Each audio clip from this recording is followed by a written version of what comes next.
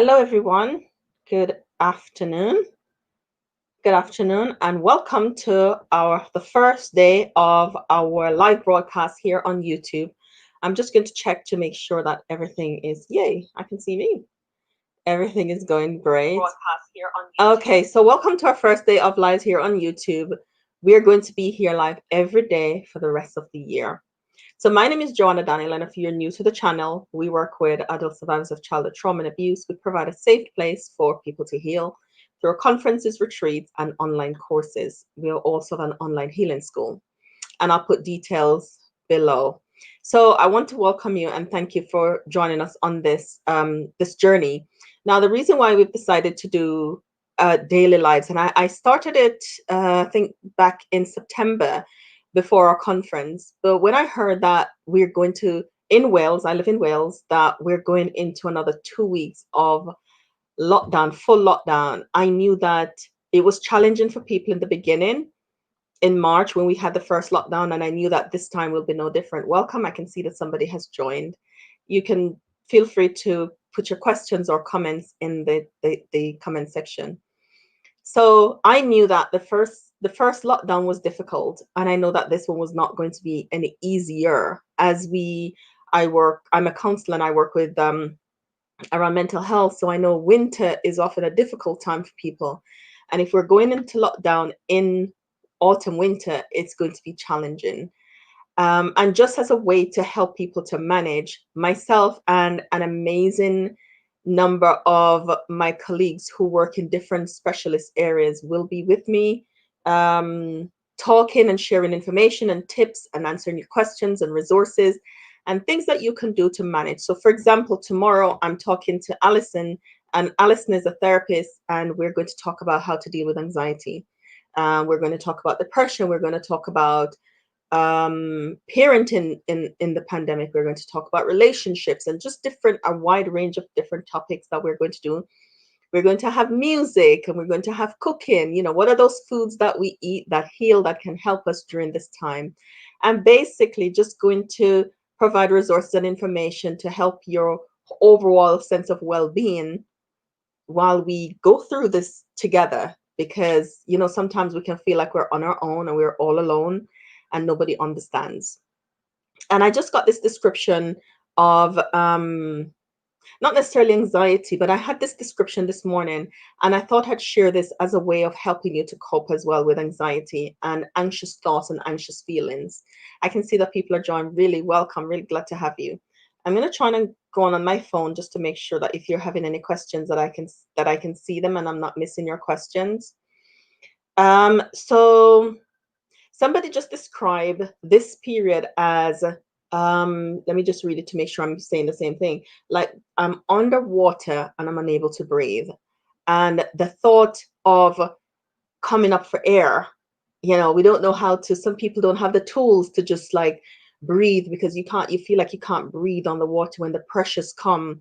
People are homeschooling for the first time and having to do it again, and their job insecurities. Some people have lost their jobs, and the relationships that are struggling, and the background noise, I'll call it, that isn't present anymore, that can heighten that sense of anxiousness, and that can make us feel like we're underwater and we don't know how to come up for air. Well, we're going to not give you tools to cope underwater, but give you tools to get up for air so that you can be okay. So one of the things that I want you to be aware of is your thoughts. What am I thinking? Two things I want to be aware of. The first one, in order to cope and to manage with periods of instability and coping in periods of instability that we have had to be coping with in 2020, is to be aware of what you're thinking. What are my thoughts saying? Be very aware of that. Don't hide from it. Write them down if you want to be assured and to keep track of it. Write down what your thoughts are saying, so that you're knowing that, ooh, I'm feeling this and I'm feeling this. For example, I was away from home for 2 weeks. I was on holiday when I saw the news that Wales was going to be on lockdown. Now my family's here, my husband and the children were home. And so for me, my thoughts were, will I be able to get home, or will I have to lock down where I am? that generated a sense of, oh, I don't want to be locked down here. I love it here, but I want to go home. I want to be with my family. So it generated that sense of anxiousness that could have, become overwhelming and taken over. So I want you to be aware of your thoughts, and not be afraid of them. Write them down. See, what am I thinking? How do I feel about this? If I'm in complete lockdown, the children are home, they're not in school, and I am having to do these things, and I'm working from home, and I'm not used to working from home and managing the children and doing everything, and I'm concerned about finances, and I'm concerned about me, and I'm hearing my thoughts, and all of these things are going on. Just write it down. How am I feeling? Write down how you're feeling. One of the sessions that we're going to do is going to look at journaling. So, but write it down for now. Just be aware of it. Don't, when you're aware of your thoughts, don't give it meaning. Don't don't don't tell yourself a story about your thoughts. Don't say, okay, so this is what it means. Okay, so this is why I'm feeling the way I'm feeling. Oh, right, this is it. Don't give it meaning. Just be aware of it right now. I was aware that, ooh, I want to be where my family is. I don't want to be locked down. Because sometimes when we tell ourselves a story about the thoughts, what it does is it will make us have a knee-jerk reaction, meaning we will do something that we would regret and didn't want to do.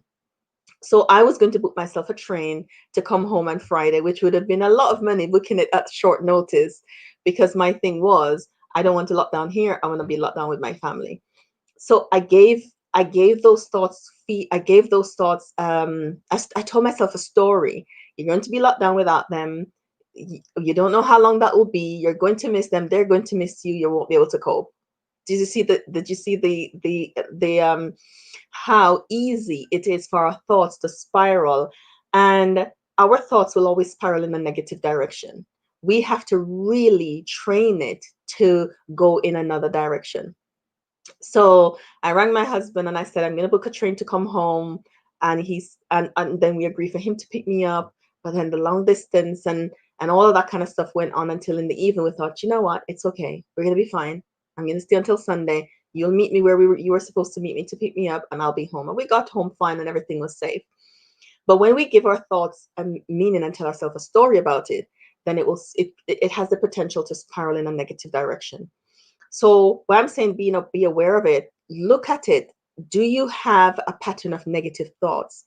Because if you do, this period could really make it even more difficult, a pattern of negative thoughts. Okay.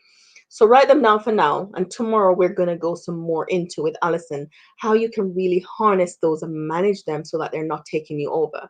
Because as adults, and this is for adults, as adults, when we're okay, the children are okay. When we're not okay, they're not okay too, because they're hearing little bits of the news about the pandemic. They know that they're not at school, they're missing their friends. They might be asking you 500 times a day, how am I? How are we? When is it going to be over? When will this end? And we don't have those answers. Children expect that we have all the answers all the time, and we know all the things.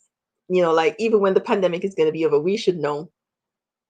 So their anxiousness and their anxiety, when we're feeling heightened and when we're activated and in this place, then that the children also experiences that too. So being aware of it really does help. And the second thing I want you to be aware of is how you're feeling. What's going on in your body? When you get those anxious thoughts, what does it feel like? What's happening? And where do you feel it? Sometimes you might feel it in here, in your shoulders, might be really tense. Sometimes we might feel it in our chest, where our chest is tight and you feel like you can't breathe. Some people feel it down in their backs, in their tummy, we in down our arms. We might feel that in different places in our bodies. I want you to learn how to be aware of your, not only your mind and what's going on in it, but in your body too. Deb Donna, I love her work around the polyvagal theory, says that the mind narrates what the nervous system knows. So our bodies experience it and our mind narrates it. So I want you to be aware of what's going on in your body. And here are some ways to deal with stress and tension in your body is through exercise. So you might not be able to go outside if it might be raining, or where you live might not be safe at certain times. But there's an amazing amount of exercise on YouTube, and on Friday we're having a guest show us just how to do some simple things. So exercise, jump around, jumping jacks, stretching, um, deep breathing helps to calm and to relax, and stretch out the muscles up here and down in your back. those things help to, if there's anything, any anxious feeling that is in your body, it helps to relax it. And when your body is relaxed, then the anxiety won't thrive. It won't survive, won't thrive in a relaxed muscle body. So that's one tip today to help to manage how you're feeling. So just be aware of what you're thinking and how you're feeling when you're thinking it, where in your body that you're experiencing it. And some of the ways that you can manage that is by stretching, exercising, deep breathing. Those things really do help to manage it in the moment. Okay. Or even if you don't know how to do it in the moment, do it once in the morning, in the evening, one twice per day, 3 times a day. Get up regularly and stretch. I sit a lot here and work and have to get up a lot and stretch and go for walks and those things to keep my body relaxed because of the content of the work. And I'm a homeschooling mom as well. So those are some quick simple things that you can do to begin to relax. I'm going to invite you to join me here tomorrow when I'm talking to Allison. And on Wednesday, we're back. We're here every single day until December 31st because we're really going to help to take you through this pandemic. And as I said, I'm going to interview a host of people. Keep an eye out for the schedule. I'm going to post the schedule up perhaps at some point this week. I'm going to post the schedule up of the different people that we'll be talking to and some of the stuff that they'll be sharing with you, some of the ways that we're going to be helping you to get through the pandemic. So thank you for joining. Take care. Please like and subscribe to our channel. Please share this video. Please let people know that we're here every day at 1 p.m. Every day at 1 p.m. except on the weekend, we'll be at 1 p.m., but we won't be live. But please like and subscribe and share this with people who you think will benefit. I appreciate you. Thank you and take care. Bye.